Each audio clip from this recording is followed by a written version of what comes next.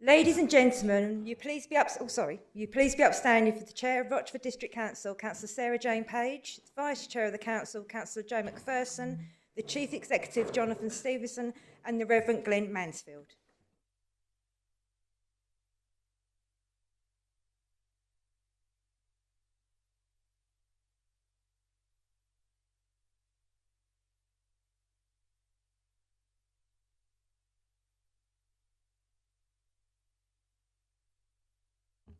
Please be seated.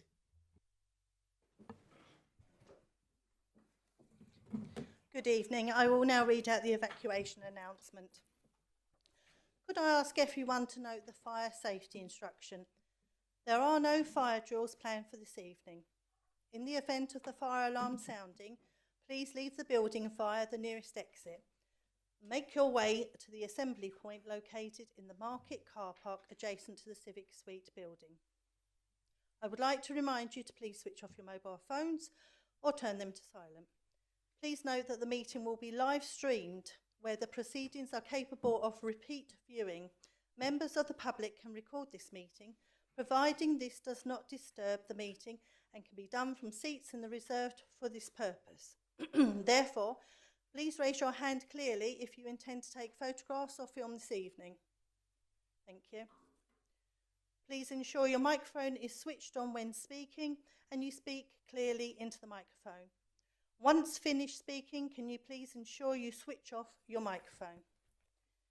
If you are seated in the public area of the chamber, it is likely that your image will be captured by the recording cameras and result in your image being part of the broadcast.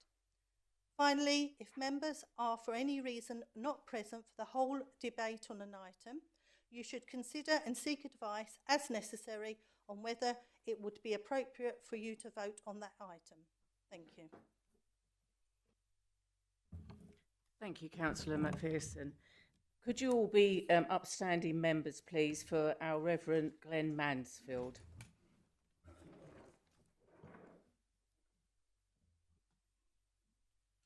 Just a couple of verses from Paul's letter to the Thessalonians, chapter 5, verses 16 to 18.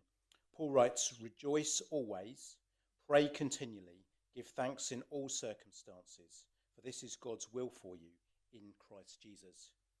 So Paul writes, rejoice always, pray continually, give thanks in all circumstances. We've just had harvest in our church calendar, and harvest is a time where we remember to give thanks. And so when we pray, thank you for our daily bread, Lord, we remember that it doesn't just fall out of the sky. God provides it for us, but it's through the farmers and the fruit pickers and the lorry drivers, the warehouse assistants and the shop assistants that he gets to us. So I'm going to give thanks for them in prayer, and I'm going to pray for the meeting. So let's pray. So, Father, we want to give you thanks for all those that help provide us with food. We especially pray for those locally who are farmers, fruit pickers, lorry drivers, warehouse workers and shop assistants. May you bless them in their labours. We pray for the meeting this evening. We give thanks for all who serve here on the council. We pray that you'd send your spirit of wisdom, patience and kindness upon this meeting. And the words of the Lord's Prayer, as the Saviour taught us, you can join in if you wish. Our Father, who art in heaven, hallowed be thy name. Thy kingdom come, thy will be done, on earth as it is in heaven. Give us this day our daily bread, and forgive us our trespasses, as we forgive those who trespass against us. And lead us not into temptation, but deliver us from evil. For thine is the kingdom, the power and the glory, for ever and ever. Amen. Thank you. Please be seated. Reverend Glenn Mansfield, you're very welcome to stay with us like you do.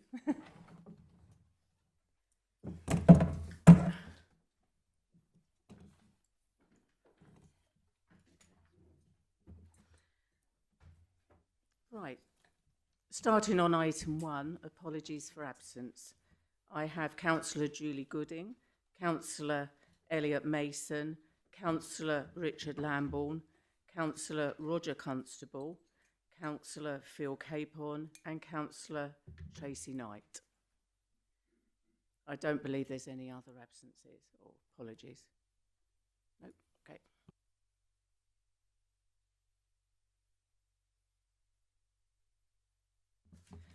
Item 2 on our agenda is the minutes of the meeting held on the 17th of September 2024. Are the minutes agreed, members, please? Thank you.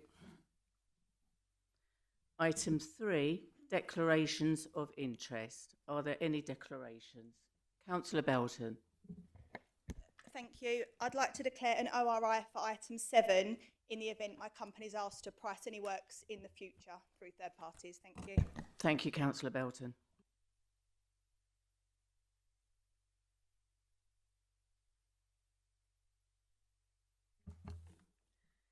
So we go to item 4, which is announcements, and I'm going to give you a little update with what I've been up to. So welcome everyone to our full council meeting. Since our last full council, we have been supporting a raft of brilliant organisations in our community, from attending the Camping Fast performance written by Rachel Dell through Show Up for Rochford programme of comedy and art, celebrating the second Rayleigh Scouts 100-year awards ceremony, acknowledging so many hard-working volunteers, visiting Raw Learning, New Forest School, and experience all the profound work they do supporting neurodiversity.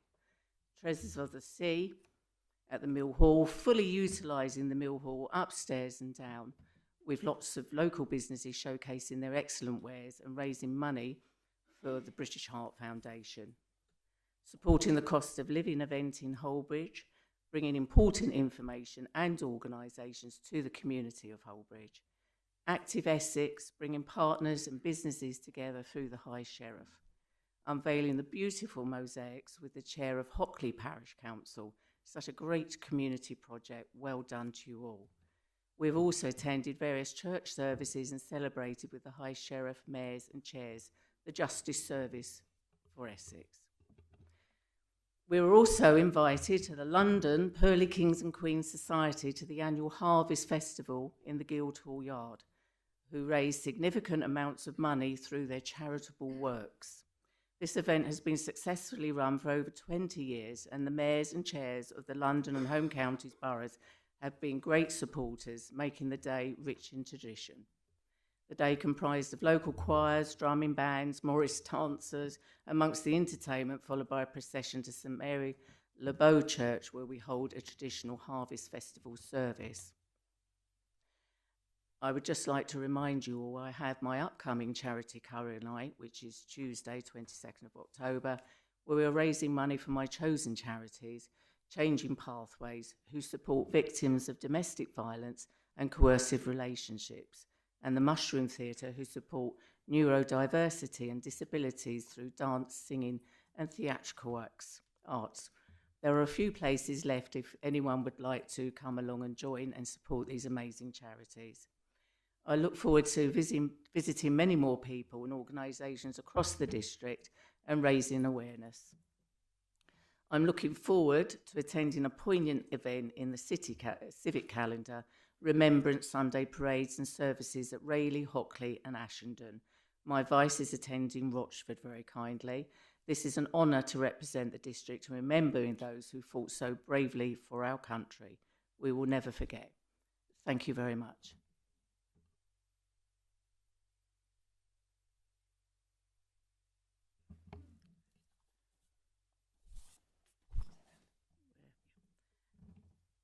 Jonathan Stevenson, would you like to make any announcements, please?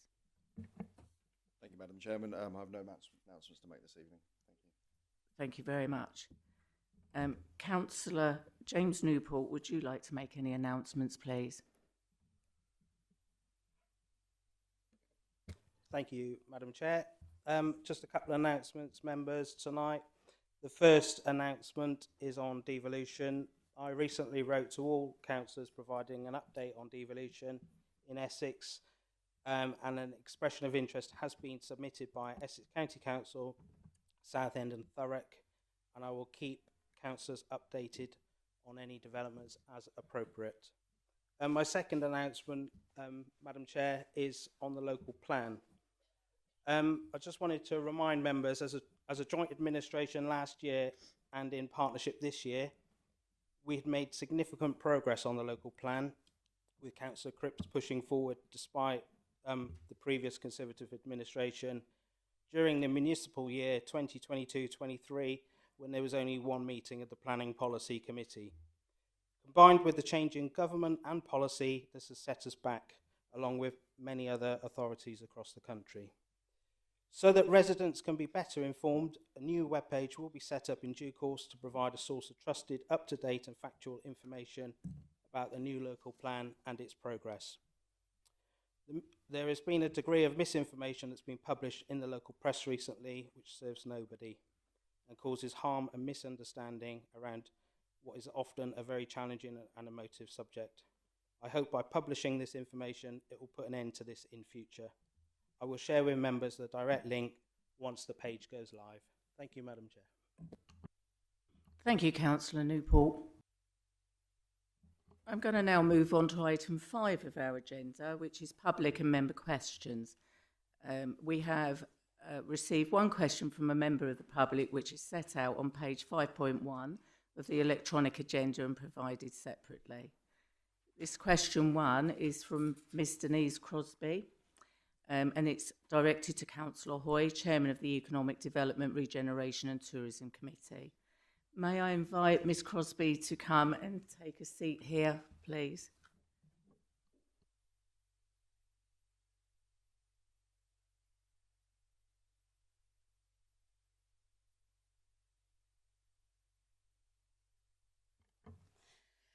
Good evening, councillors. I'm chairman of the Rochford Residents Steering Committee, and our question is, as Mill Hall is part of the consultation and has a budget, Freight House is also part of the same consultation. Why does it not have its own budget? Thank you very much. Councillor Hoy, would you like to respond, please? Thank you, Madam Chair. Thank you for your question. I assume that you're referring to the District Council's Culture and Visitor Economy Survey, which completed a few weeks ago with 1,100 responses. I'm very pleased that the consultation was completed by so many people, and we're in the process of fully analysing the responses. In order to ensure the Freight House is brought back into sustainable economic life, officers will prepare a detailed business case with options for the future of the building. It would obviously not be right to commit any capital spending to the Freight House before we have that business case, together with a condition survey, and the Council has agreed it. This is a process the Mill Hall has already gone through, which is why we have been able to allocate the required funding to it. The Freight House is now going through that process. Thank you. Can I ask why the consultation has been done and why the Freight House is actually shut then? Because I've been and visited the Freight House and there isn't that much wrong with the Freight House. Councillor Hoy, would you like to respond? So I'm not sure what the question was and how it related to my answer. Ms Crosby, this is your supplementary question. Yeah, well, I'd like to know, you said that the consultation's been done and it has been completed by a lot of people, and we just wanted to know why the Freight House wasn't up and running. Why is it shut? Thank you. I think I covered that in my second paragraph, where we are still analysing the results from that consultation. It does require work to go through the responses to the consultation, particularly as there are free and form answers that people could give. So we need to make sure this is done properly, and our outside consultants, Blue Sail, are doing this at the moment. As soon as that's done, it will be reported through to the relevant committees, and I think our leader, Councillor Newport, will be adding to that in an answer to a very similar question later on by a member. But so it's not going to be included in the budget? It is going through the process at the moment of analysing. Before that, we can't commit anything. Okay. Thank you, Ms Crosby. Would you like to take your seat back in the public arena?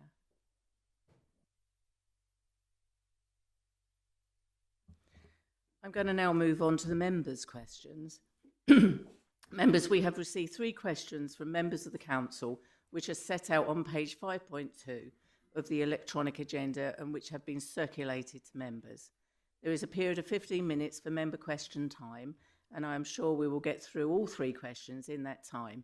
However, any questions not reached during this time period will be responded to in writing. If we have started any question within the allotted 15-minute time period, I will allow that question to be completed, including the supplementary question and answers. So moving on to question 1. This question is from Councillor Wotton, and it is directed to Councillor Cripps, the Chairman of the Planning Policy Committee. Councillor Wotton, may I ask you to read out your question? Thank you, Madam Chairman, and it is, as you say, to Councillor Cripps. In the Council's response to the National Planning Policy Framework, the NPPF, the Liberal Democrat-led administration support the use of the ambiguous term grey belt, which Conservative councillors believe is an open door to concreting over our green belt through what will essentially be a loophole. Furthermore, it appears that the local plan timetable agreed by this council in February of this year has been scrapped along with hundreds of thousands of pounds worth of work, leaving Rochford District Council exposed to over 10,000 of new homes and potential speculative planning applications as a result. Can the Chairman for Planning Policy please confirm if this council is now scrapping all previous work undertaken to effectively start again? Thank you. Thank you, Councillor Wotton. Councillor Cripps, would you like to respond, please?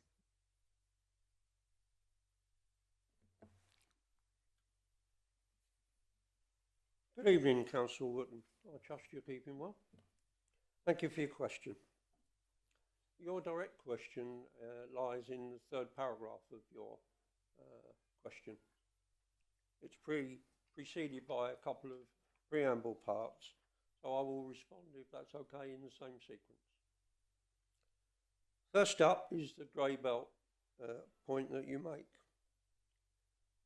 This was discussed at the last Planning Policy Committee meeting on the 19th of September. Since then, in response to your question, I've revisited our responses to the consultation. From the first paragraph of the first item, we state the need for a clear and wide description in more detail of grey belt. That thread is carried through all the questions. We repeat it a number of times. We also go beyond describing the term to put forward various detailed examples of what needs a clearer distinction. That goes as far as beyond just clarity. It actually brings up the subject of viability of the approach for grey belt, and it asks for definition and clarity on that as well. So, in respect of your concern, I share that, and I conclude, having reread the response, that we've put forward a robust challenge to that particular part of the exercise, and I think that's the best way of going about trying to influence things, because speculating what might and might happen along the way is not evidence-based. So I'm hoping that you find that enough satisfaction in that we are robustly challenging that, and hopefully that will come to pass when we get the return from the government. I'll move on now to the next preamble point, which was the local plan. And I want to be quite clear from the very start on this situation. This isn't a choice item for Rochford District Council. Our revised plan was on the agenda for the Planning Policy Committee meeting on the 1st of August. Unfortunately, it was trumped by the government's issue of their consultation on revision to the NPPF at the 11th hour, literally, on the 31st of July. We will produce a further revised plan in due course, but we have to wait now for the government's analysis of the consultation before we can see the full picture of what they are and aren't proceeding with.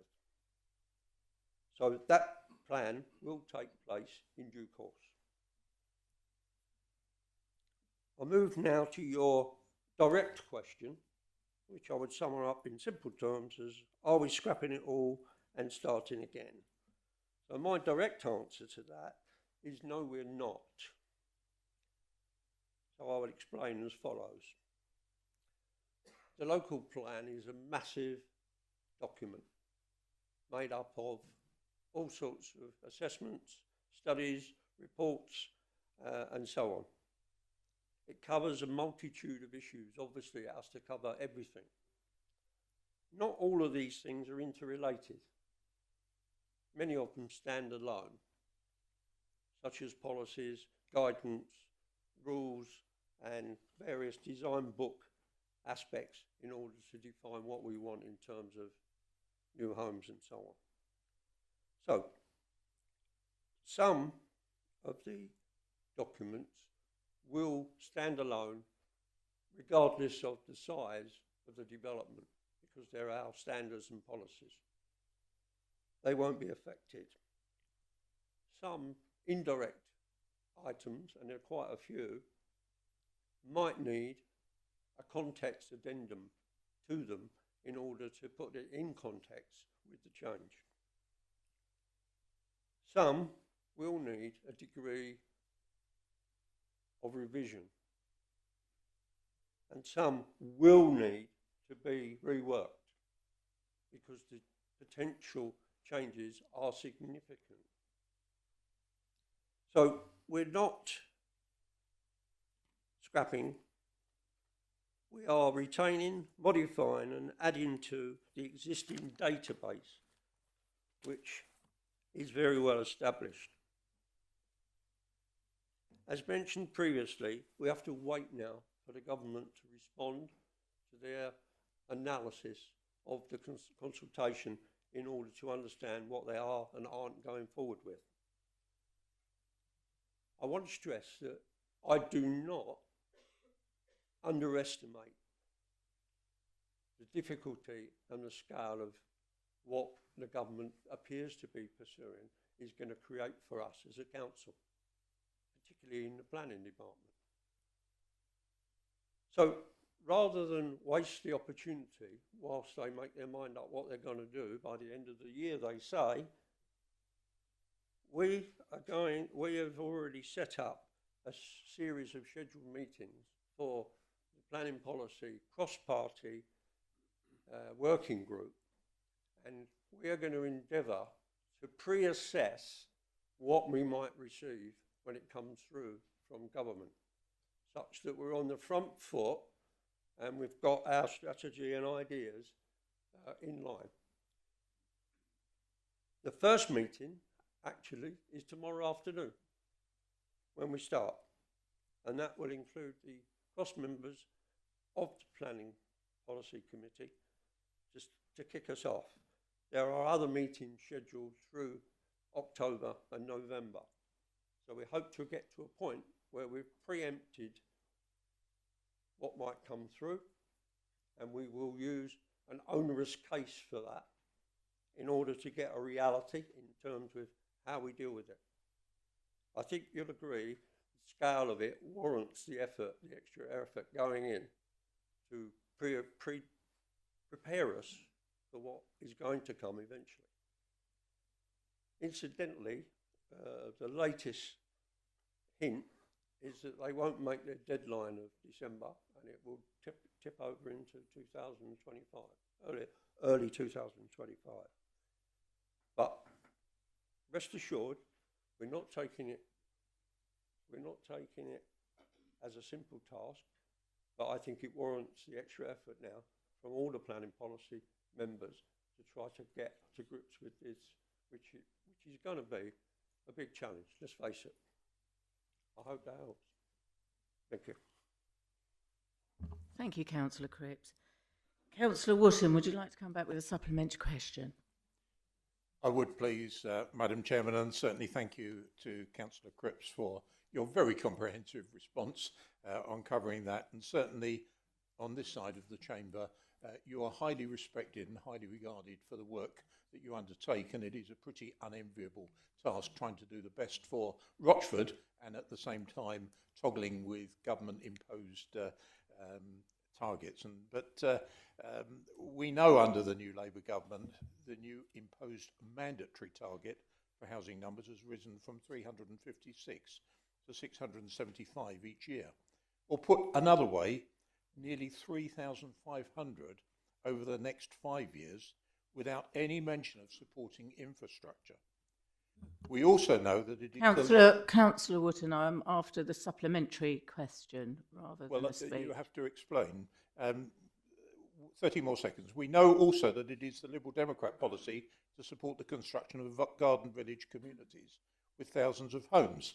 So, Madam Chairman, as Chairman of Planning Policy in the district, will you categorically rule out and further commit to opposing any such developments in either the east or west of the Rochford and Raleigh district?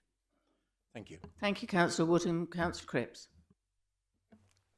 With respect, I've just previously defined how difficult this is and the fact that we're going to spend the next October, November looking at what options are open to us. So I'm not going to preclude that by deciding whether we are or we aren't going to do any one thing. I think the scale of this is so big that we have to have an open mind, and what I really want,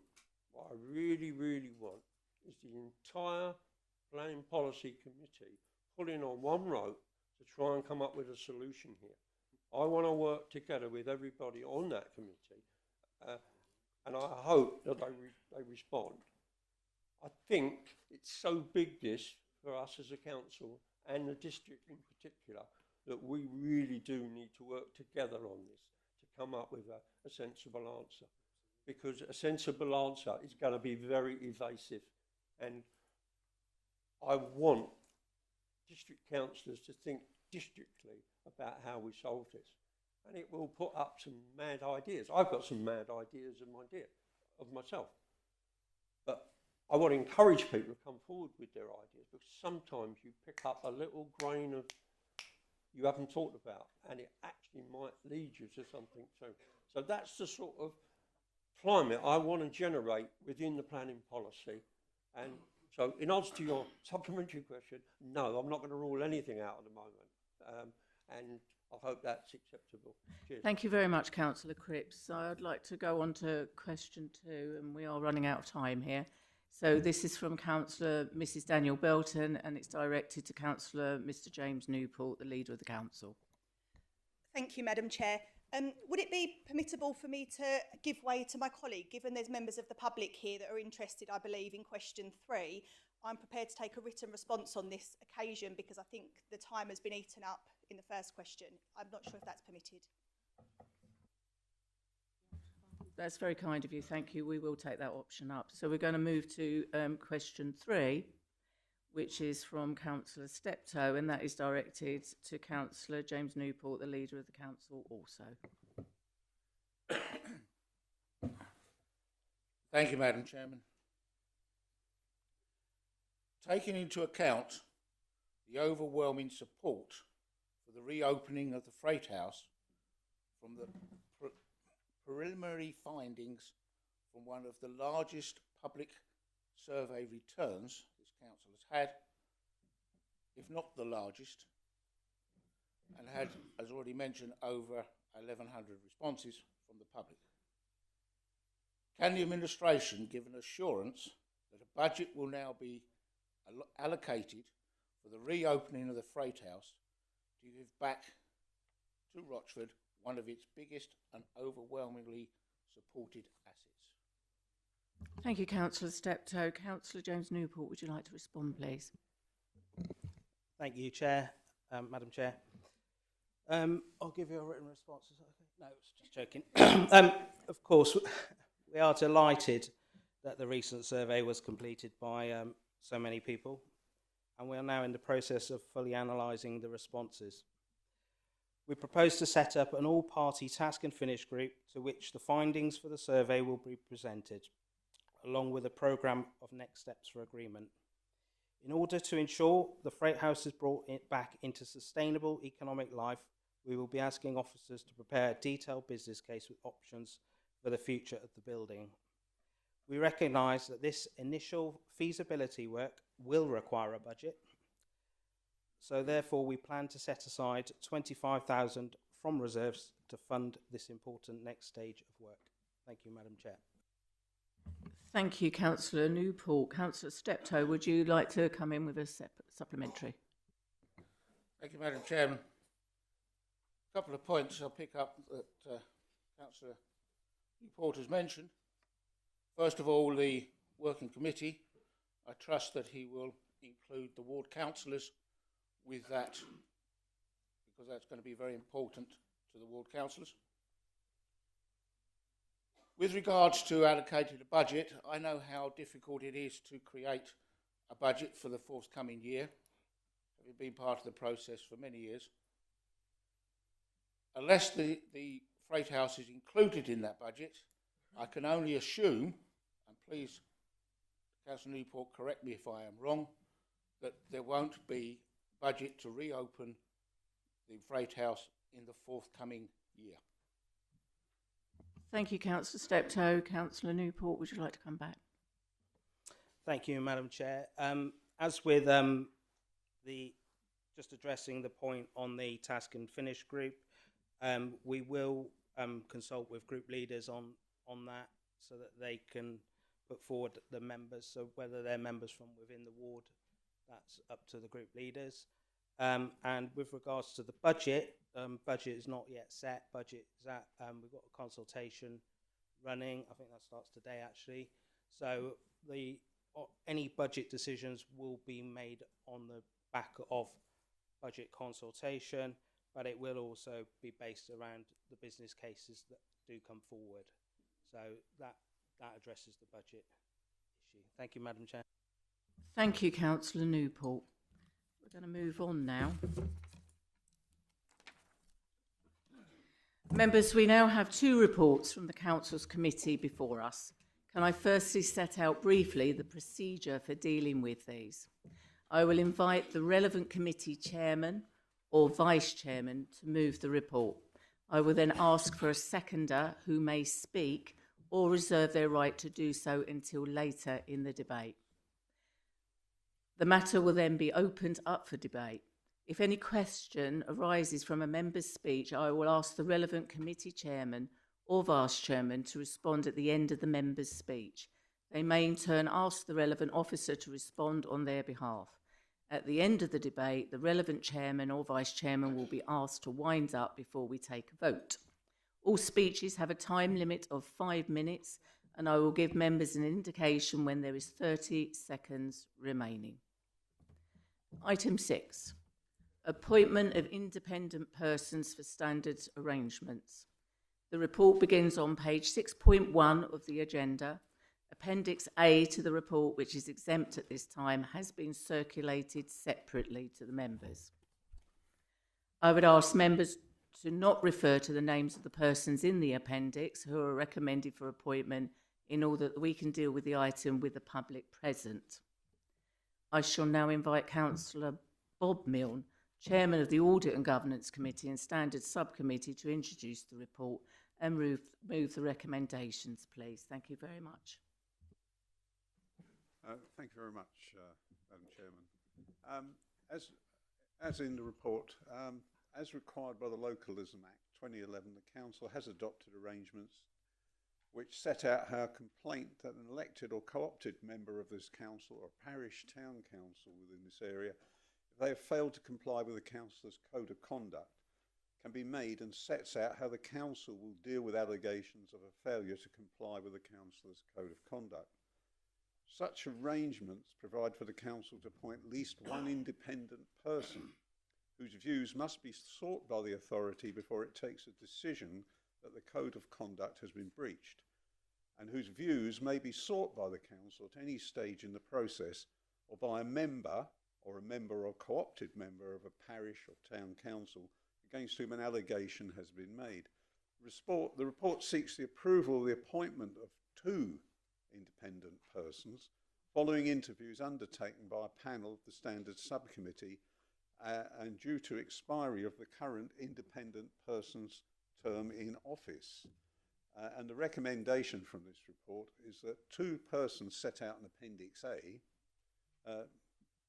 be appointed to the role of independent persons as part of the Council's standards arrangements with immediate effect for a period ending on the 30th September 2028.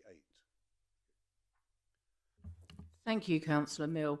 Can I invite Councillor Stuart Wilson to second this motion, please?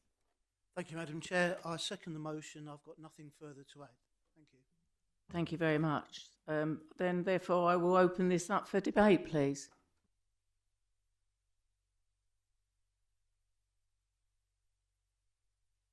So nobody's indicating. Councillor Milne, would you like to wind up then, please? Yeah, thank you, Madam Chairman. We carried out a number of interviews and we have selected a very experienced person with local government background and another who's got academic qualifications in corporate governance and is female and younger, so we are diverse in this sense. We think that we've probably made a good job of selecting these people. Thank you. Thank you very much. Members, the recommendation is as follows: that the 2 persons set out in Appendix A be appointed to the role of independent persons as part of the Council's standards arrangements with immediate effect and for a period ending on the 30th September 2028. I would now go to the vote. All those in favour, please.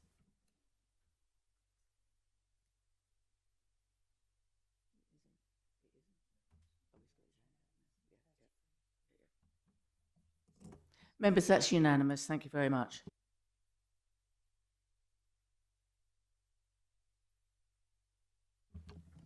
So we go to item 7, which is the Clements Hall Leisure Centre PV installation. The report begins on page 7.1 of the agenda. And I would like now to invite Councillor James Newport, Chairman of the Strategy, Finance and Policy Committee, to introduce the report and move the recommendations. Thank you. Thank you, Madam Chair and members. I'm happy to introduce this report. This item is referred from the Strategy, Finance and Policy Committee that was held on the 24th of September. Members, this seeks the approval for £300,000 to complete the roof works so that we can install solar PV. Madam Chair, I'd like to move the recommendation in R1 that this council approves the £300,000 funding from the investment reserve approved at full council held on 17th of September 2024 for roof works at Clements Hall Leisure Centre as set out in the report at Appendix 1. Thank you. Thank you very much, Councillor James Newport. Councillor Hoy, would you like to second this motion, please? Thank you, Madam Chair. I will be seconding that motion. Thank you. Would you like to speak on that or reserve the right? I don't think I need to add anything further. Thank you. Thank you very much. So, members, I'd like to open this up for debate, please. Councillor John Mason, to apologise. I do have a brother called James. I'm not sure we look that much alike. How interesting it is now to talk to yourself across this new, very interesting multimedia system. I am talking to you, Chairman. It does look like I'm talking to myself. It is a very great pleasure to say that this is actually a good news report. I'm really glad that the officers recognise the opportunity to apply for grant monies to make these changes to our major part of our leisure centre facilities. We have the money. I'm really pleased we got it last year. And now we can deliver value for residents, and in particular through the new leisure contract. And I'm very happy to support the motion put to Council tonight. Thank you, Chairman. Thank you very much. Councillor Daniel Belton. Thank you. My question relates to page 7.4, item 2.10.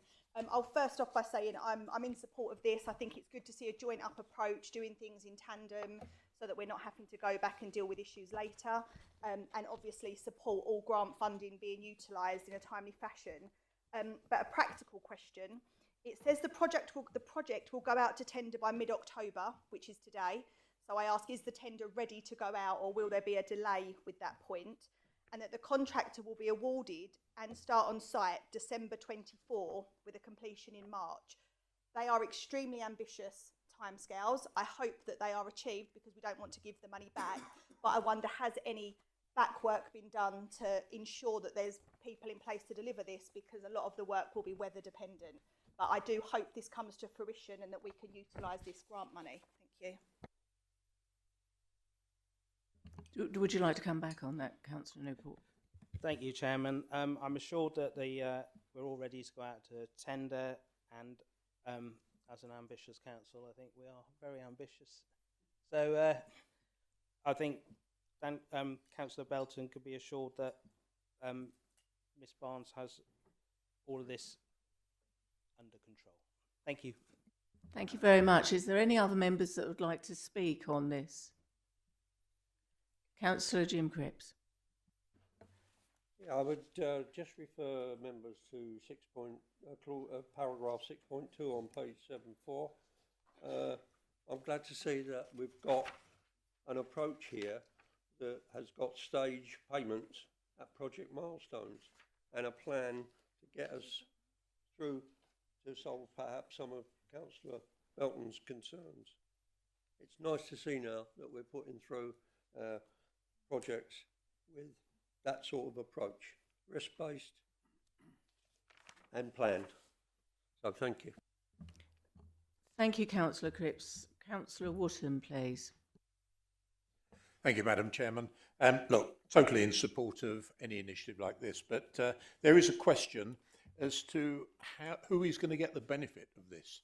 There's obviously the operator in Clements Hall leisure facility, and how is it going to be worked out who actually benefits, bearing in mind presumably it is council or grant money that is put in. So how are residents going to benefit from this as opposed to the operator, or making sure that it's not lost within the contractual arrangements for the future? I would like to ensure there's direct return for the benefit of our residents. Thank you, Madam Chairman. Thank you. Would you like to come back, Councillor? Thank you, Madam Chair. Well, I see this as a twofold benefit. I think one of the benefits is obviously climate, which we'll all benefit from. And on the other part, which is around the contract, if I could just ask Ms Barnes to answer that question, because I've not directly been involved in that negotiation. Thank you, Ms Barnes. That would be lovely. Thank you, Madam Chair.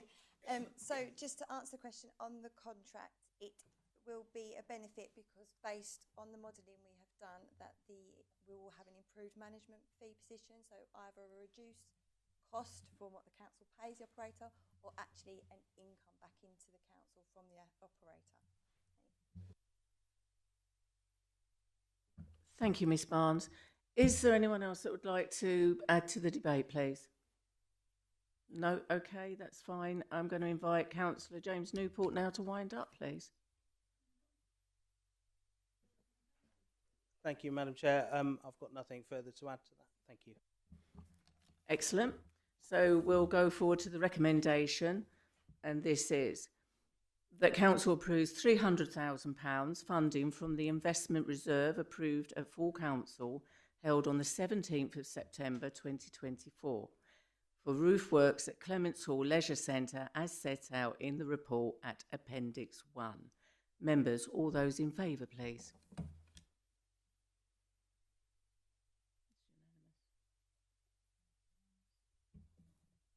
That's unanimous, members. Thank you.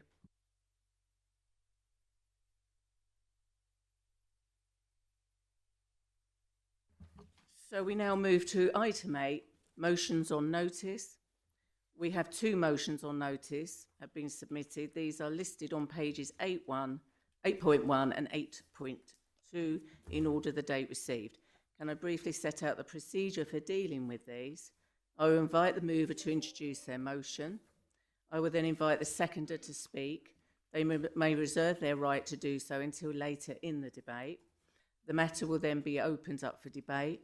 If any question arises from a member's speech, I will invite the mover of the motion to respond at the end of the member's speech. At the end of the debate, the mover of the motion will be asked to wind up before we take a vote. All speeches have a time limit of 5 minutes. I will give an indication when there is a 30 seconds remaining. If we have any amendments moved, I will briefly outline the procedure for dealing with the amendment at that time. So we have motion 1, and this is from Councillor Mike Steptoe. Would you like to move the motion, please? Thank you, Chairman. It gives me pleasure to move this motion. One of Rochford District Council's best kept secrets is the access to Millview Meadows Park in Rochford, known locally as Teletubbyland, because of the way it's the hills and things. The pedestrian entrance is difficult to find, and because of this, there is extremely limited resident use, and a majority of the residents in the town do not know how to access the park. RDC own the freehold of a private street known as Tailfield Road, which leads from Roachway directly to Millview Meadows Park. A fence at the end of the road is blocking access. I've been lobbying for around 3 or 4 years, if not longer, to get a pedestrian access into the site via Tailfield Road, to enable those residents in the north of Rochford to have access to the park. Officers have also advised me that for a number of reasons, they would also like to use that entrance as a maintenance access to the site.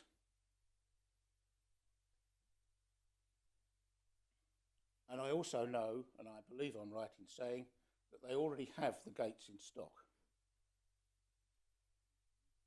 So the motion is, Council resolves that it would like to see the works expedited without any further delay so the residents can enjoy one of the best kept secrets of the district. Thank you, Councillor Steptoe. May I invite Councillor Angelina Marriott to second this motion, please, and would you like to speak?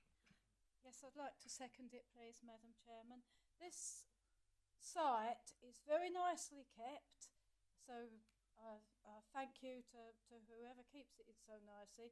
It's public money being spent to keep this site lovely, and it's underutilised. So therefore, I think it would be putting public money to better use to have more people using this site.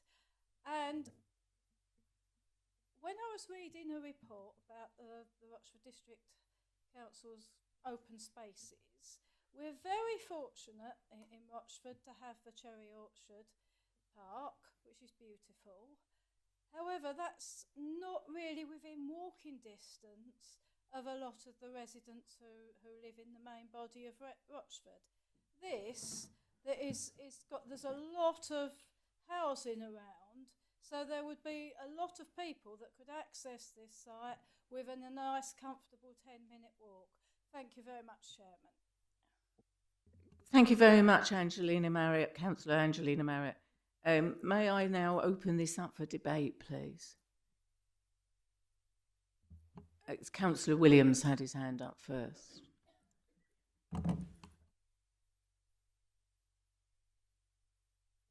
Thank you, Chairman. Firstly, I'd like to have an interest, as I am a ward councillor and also Chairman of Rochford Parish Council. I'd like to thank Mike Steptoe for bringing this motion.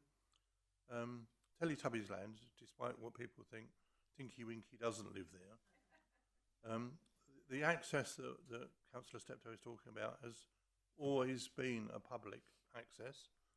Unfortunately, the residents took it upon themselves to close it off and put a gate there and locked it. So I would really urge members, if they've never seen this piece of land that we own, to go and see it, and urge them to support this motion. Thank you. Thank you, Councillor Williams. Councillor John Mason, please. Thank you, Chairman. I've just got a question for those who put the motion, and it's: is this a zero cost activity, or is there budget required? Because I keep hearing that with regard to certain public open spaces, we haven't got budget, can't do anything. Is this a case of, you know, we need to apply for the budget in the budget time in February, or you know, is it a zero cost? Thank you. Can I ask Marcus, please, to answer that question, please?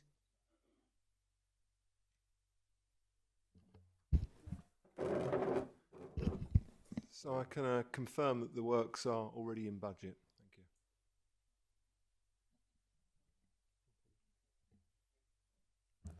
Councillor Chris Stanley, can you come in on this, please? Thank you, Madam Chair. I do realise that this has taken a great deal of time to get this piece of land open to the public. And although I note that the aim to establish further pedestrian access into the Millview Meadow via Townfield Road has taken some time to establish. I'm pleased to say that now, after a meeting with residents this summer, progress has been made, and without any further setbacks, the pedestrian gates to gain access will be installed by the end of this month. Now that's surprising, isn't it? Thank you. I would like to thank the Assets team and the Open Spaces for the work they've involved so far, closely working with the neighbours to establish the public rights of access and resurfacing of the access track with minimum disruption to the residents, which has now been done. As I previously stated, a contractor has already been appointed to install the gates this month. Thank you, Madam Chair. Thank you very much, Councillor Stanley. Councillor Joanne McPherson. Thank you, Chairman. My question was originally going to be to the original proposers of this motion, but now, Councillor Sandy, I want to put the question to yourself. Has this works been done in conjunction with the Essex Badger organisation, bearing in mind of the Act of 1992 around the protection of badger sets? Thank you. Councillor Stanley, if you'd like to respond. Thank you for that. I do believe that the badger set has been recognised and has been taken into consideration when this gate is put forward. Thank you.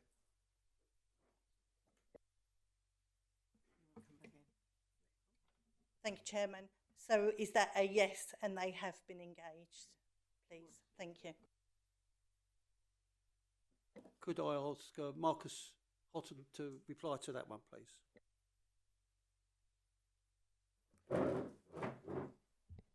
Thank you. So for clarity, without going into too much detail, the badger set is not near that location. So we're not in any way interfering with the set at all. So perhaps it's perhaps a slight misunderstanding how the motion comes across, but I can assure you that the badger set is nowhere near that location at all. Thank you, Mr. Hotton. And now Councillor James Newport, please. Thank you, Madam Chair. Given the previous response that Councillor Stanley has now given members, I won't be supporting this motion as it's something the administration has already expedited. Thank you, Madam Chair. Thank you, Councillor Newport. Is there anybody else that would like to join in on the debate? Councillor Ian Wilson, please. Thank you, Madam Chair. I'd just like to ask to raise the issue. There's been lots of discussion. It's really good, very pleased, all going very well, but the question hasn't been answered. How much is it costing? Thank you.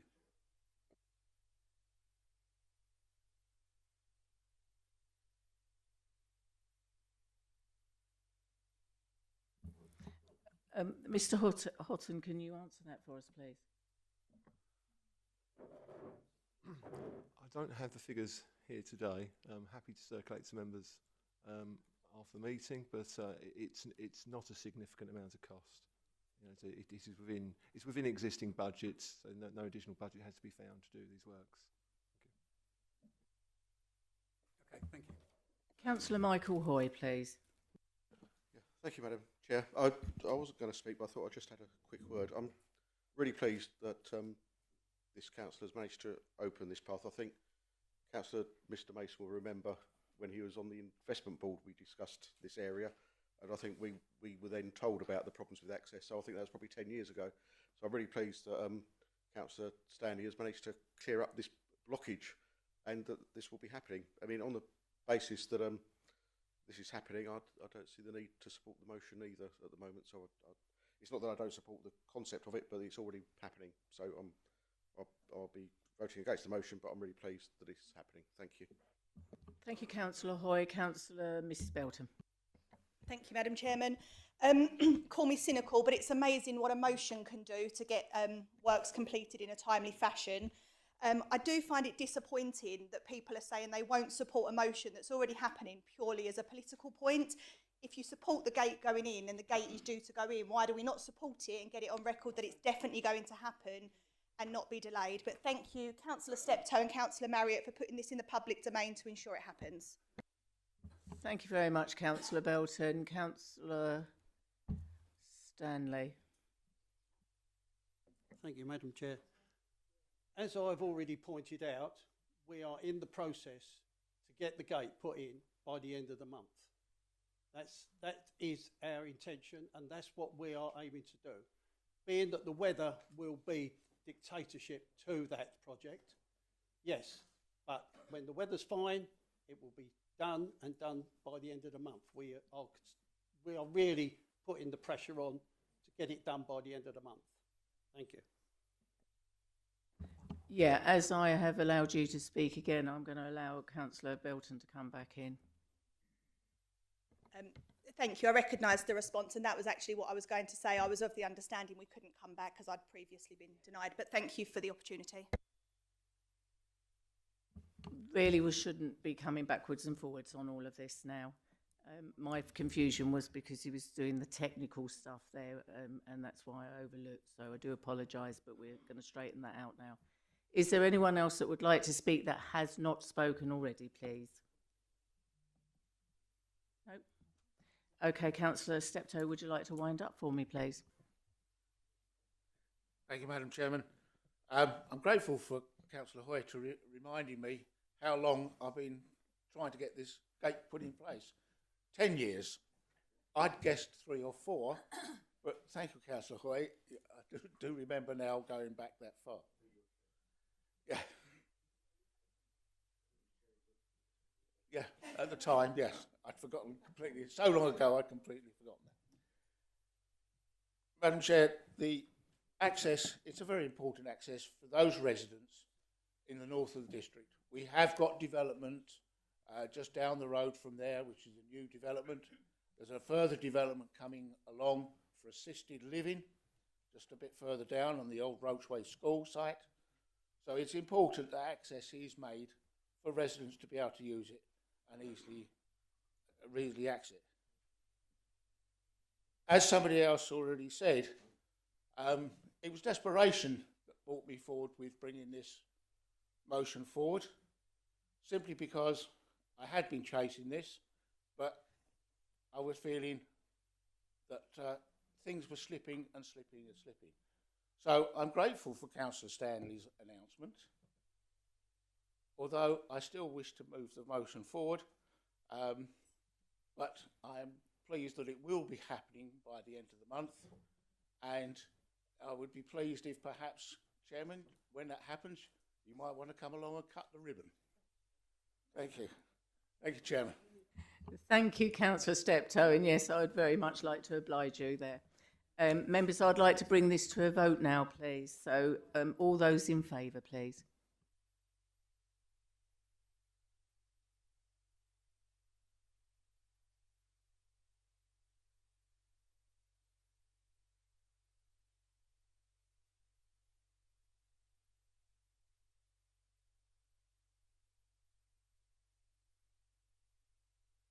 All those against, please. And any abstentions?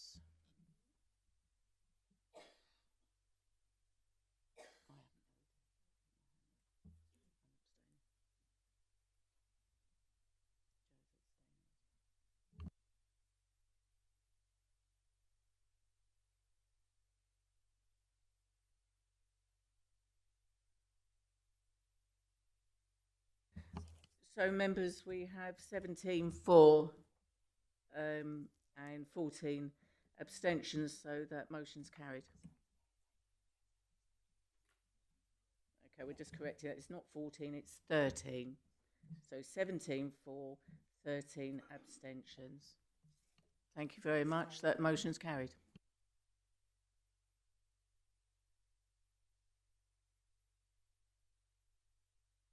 So, members, we're moving on to motion 2. This is from Councillor Mrs. Elizabeth Brewer. May I invite you now to move your motion, please? Thank you very much, Madam Chairman.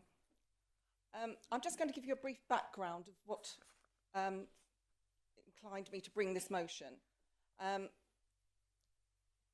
Some members may not be aware, but in Rayleigh over the last 2 years, we've been working on an action plan in collaboration with the Alzheimer's Society to gain inclusive dementia community accreditation. This was awarded in June. We are now one of 15 IDC boards in Essex. To achieve this, we work with stakeholders to raise awareness of dementia within businesses, retail, faith groups, NHS, surgeries, schools, care homes, our museum, and more. Several of whom are now in the process of completing or have completed their own plans and accreditation. The aim is to enable residents living with dementia to feel respected and understood in our community. Throughout this process, it's become evident there is a lack of continuity and collaboration with information sharing amongst services, leaving residents after diagnosis feeling isolated and lonely. To this purpose, I compiled an informational event sheet for the Rayleigh and surrounding areas. Government in 2023 set out steps to address the dementia crisis, including increased funding to research of 160 million per year by 2024. Rochford itself has been identified as having a higher ageing population than many other districts in Essex. Therefore, I would ask our council encourage all members, officers and workforce to become dementia friends, and if not already, that the motion council recognises the huge challenges we face in diagnosing and caring for those who are living with dementia. 1 in 3 people born today will develop dementia in their lifetime. The cost of dementia care is currently estimated to be 42 billion a year and is forecast to rise to 90 billion a year in 2040.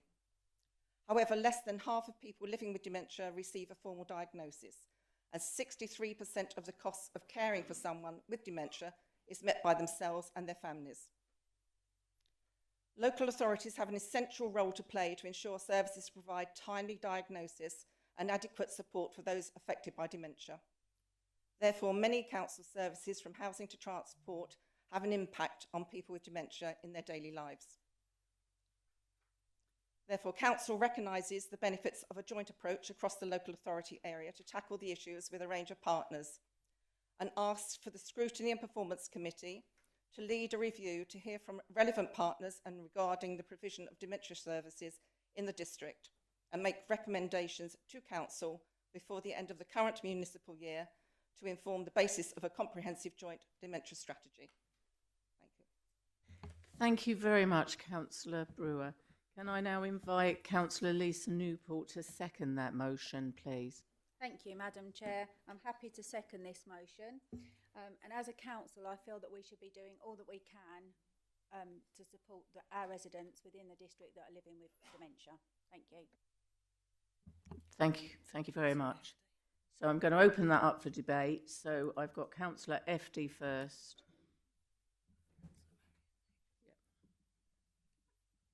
Thank you, Chairman. As Chairman of the Scrutiny and Performance Committee, I'm happy to support this motion, and will, in conjunction with officers, invite Essex County Council and Southend Unitary Council, who fund the dementia services in Rochford, along with all interested parties, to participate in a working party to see how better to deliver services in our district. And hope that will help go a long way to sorting this seeming mess out. Thank you very much, Councillor FD. Councillor Angelina Marriott, please. I support this. Sorry, Chairman, I support this motion. In addition to that, I've just got a quick question. In the past, councillors have been given dementia friends training. Could this be brought around again, please? Councillor Brewer, would you like to come back to Councillor Marriott? Thank you, Madam Chairman. Yes, certainly. I have in the past put out information. We have got QR codes on information leaflets. It can be distributed via the council. Anybody wants to see me separately, I've got all the information sheets. We have done a lot of work around this. Madam Chair, if I could also answer another point. Councillor FD, I'm not 100% sure that I understood your point about the Unitary and Southend. Diagnosis is there. Unfortunately, the Alzheimer's Society aren't now given the funding to work alongside there when diagnosis is given, and therefore our residents are not receiving that information. Also, our dementia navigators have been withdrawn from Castle Point. I look at my colleague here. Castle Point and Rochford, because the funding came out because of the Unitary Council. So I think, I'm not sure if I've got the point correctly there, but I just thought I'd clarify that. Thank you. Thank you, Councillor Brewer. Councillor Mike Sutton, please. Thank you, Madam Chair. I want to speak in favour of this motion because for me, dementia is not just a distant issue, it's personal. My nan suffered from dementia for 8 long years before she passed away in a care home. Those were incredibly difficult years, not just for her, but for her whole family. We watched someone who we loved lose her memories, her independence, and in many ways, her dignity. It was a long, painful road, and the financial strain on our families was immense. Sadly, I know my story is not unique. So many families across our district are going through the same experience. The cost of care, both financially and emotionally, is overwhelming. It often feels like the system isn't built to support them. Dementia takes a toll, not just on the individual, but everyone around them. This is why I fully support the call for a joint dementia strategy. We need to ensure that there's a timely diagnosis, accessible care, and real support for carers. But most importantly, we must make sure that the people living with dementia and those caring for them are treated with the humanity and respect that they deserve.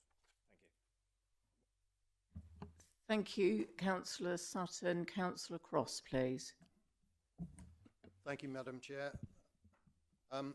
As a person whose mother-in-law also suffers from dementia, I realise the importance of having a joined-up approach to coordinating a strategy in the district. Very important. But I'd like to pay tribute to Councillor Brewer for the fantastic work she's done over the years to support dementia sufferers both in Rayleigh and across the district. So well played, Councillor Brewer. Thank you.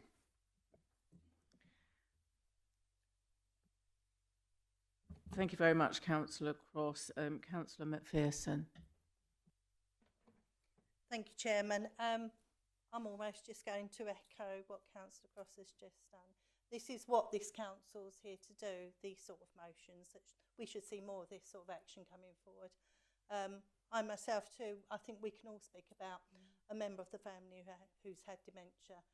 My brother died at 59 and I had, 6 years of looking after him without anybody recognising till the last year. Thank you. Thank you very much, Councillor McPherson. I quite agree with you. It is very, yeah. So, Councillor Eaves, please. Thank you, Madam Chair. I'm sure that every single one of us have had some sort of acquaintance, connection, close or otherwise, for someone who's been suffering from dementia. So we can all sympathise with this motion, I'm sure. My question, though, comes from the point of view of we don't actually have a social budget in this council, and this is the responsibility of other councils. I'm a little unclear as to where we think this is going, because if we do have any actions coming out of this, I'm not sure that we have a budget that covers it. Although I have to say I do fully sympathise with the sentiment behind the motion. I'm a little bit concerned as to how and when we're going to cover it. So I don't know if Councillor Brewer could answer that. Thank you. Councillor Brewer, would you like to come back on that, please? Or do you want me to direct it to an officer?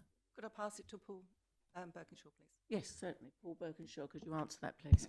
Yes, Chairman, happy to try and respond. I think obviously the scrutiny committee will need to look at what's taking place currently, what activities, and already had a discussion with Councillor FD around this, and what role this council might play. I think when considering that, it may then need to consider what resources it might need to provide. But I think certainly it's about understanding the landscape, the activities that are taking place, and how this council might support that. And ultimately that will determine then whether it needs to provide financial or human resources, which may be the case. And we'll consider the financial implications and report upon that as part of it. I think that's the path which we intend to take if this is passed this evening. I hope that's helpful. Thank you, Mr Birkinshaw. Councillor Belton, please. Thank you, Madam Chair. First off, to echo other comments, thank you, Councillor Brewer, for bringing this forward. I know you've been a real figurehead for doing things locally where dementia is concerned, and I welcome the work that you've done, and I'm a proud dementia friend as a result of the work that you've done on the Town Council. I'm looking forward to seeing a joint-up approach. It's often what is missing across councils, and people work in silos. So any kind of group that can bring together information, and it would probably lend to the points that Councillor FD was making about there's funding, there's places available, but we don't necessarily have access to it. So this work could be instrumental. And to Councillor Eve's point, there isn't a budget as yet, but the administration do have funds available. And if something comes out of this report, I would like to think that potentially that would be a priority of theirs to make something available to achieve some of the outcomes designed. Thank you. Thank you, Councillor Belton. Would anyone else that hasn't already spoken? Councillor Linden. Thank you. And thank you, Councillor Brewer, for bringing this motion. Yes, I am one of those people who has a mother who's got dementia. My father died 4 years ago. Within 3 months, my mother's dementia came to the fore.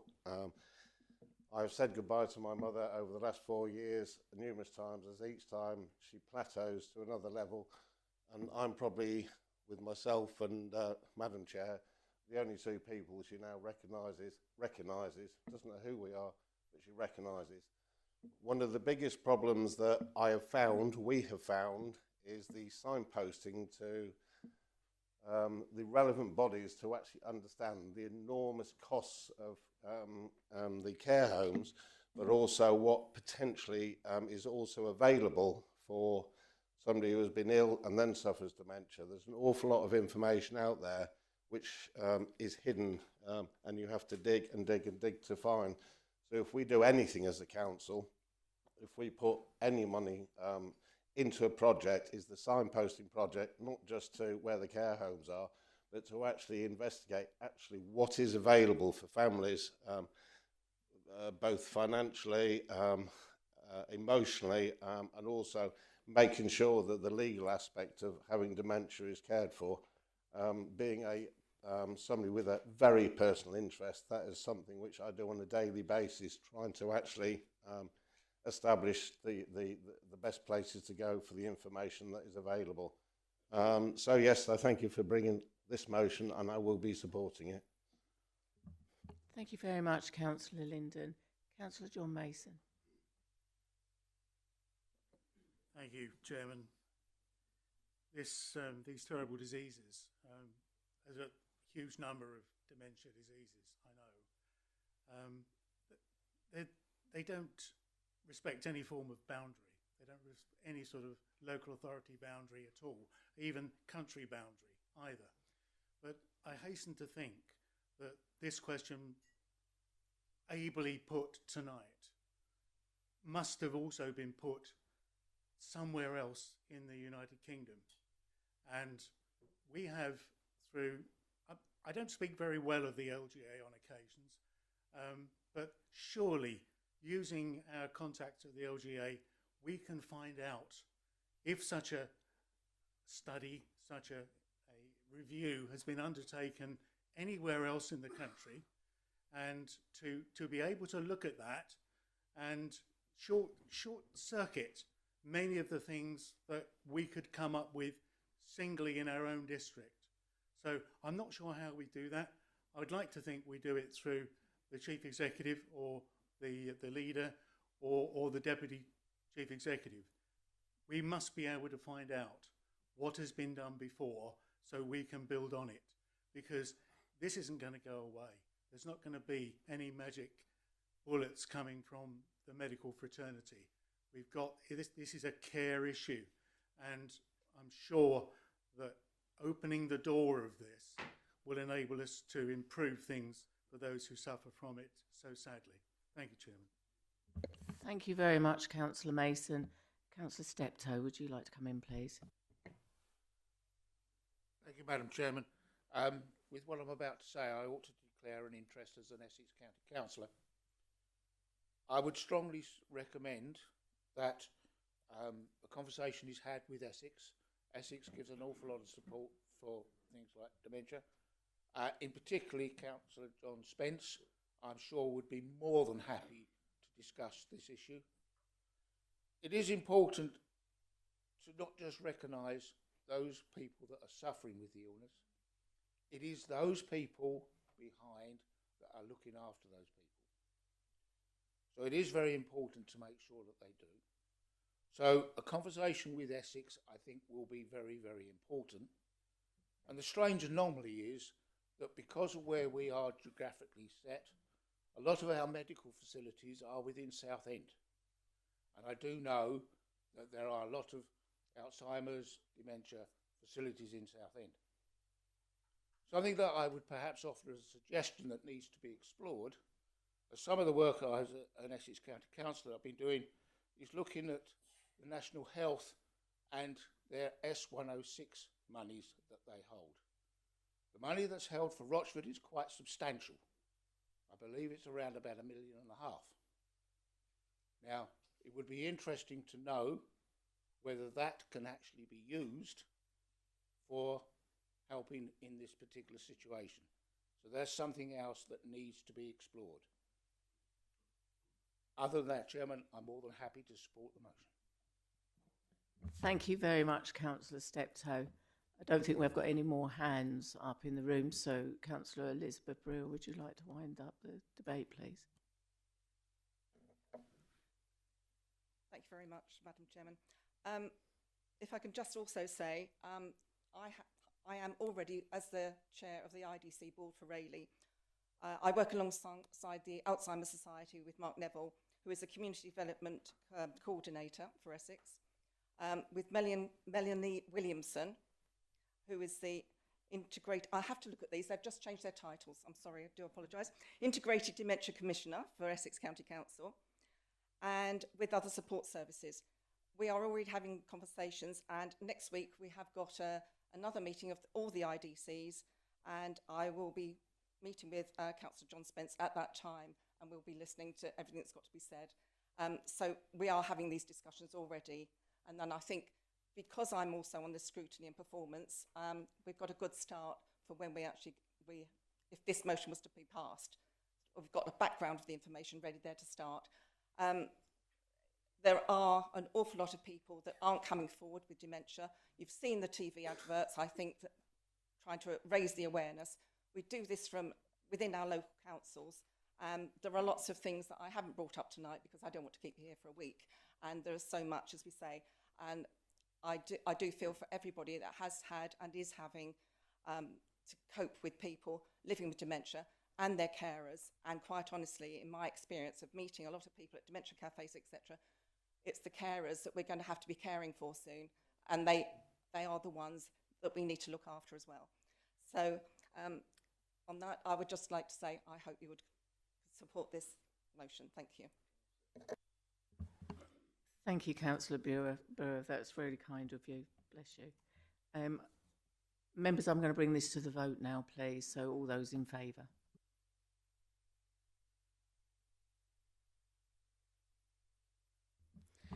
Thank you, members. That's unanimous.